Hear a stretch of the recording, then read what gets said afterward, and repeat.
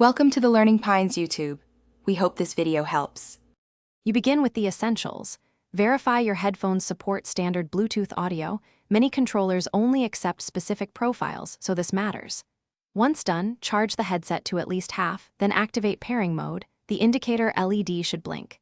Now navigate your Ps4. Settings, Devices, Bluetooth devices. You do this first because the console must be actively scanning when the headset broadcasts, otherwise the Ps4 won't list it. Stay here, because the next slide pairs and routes audio correctly. You'll now pair and tell the Ps4 where to send sound.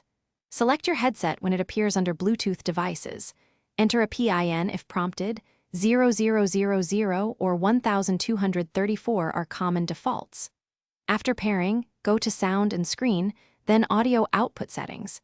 Set output device to your USB/Bluetooth device and output to headphones. All audio so game and chat both route. Make sure to lower TV volume before testing. That prevents sudden loud feedback. Once done, play a short clip to confirm audio. Finish by verifying chat and game balance. You can adjust volume via devices' audio devices. If you still have issues, try these quick fixes. Repair after powering both devices off or reset the headset. This clears stale pairings. Many Ps4 models block some Bluetooth audio.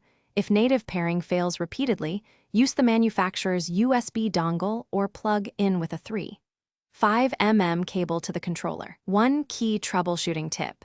Test the headset with a phone to confirm it's working before blaming the Ps4. Thanks for watching. Consider subscribing if we helped you.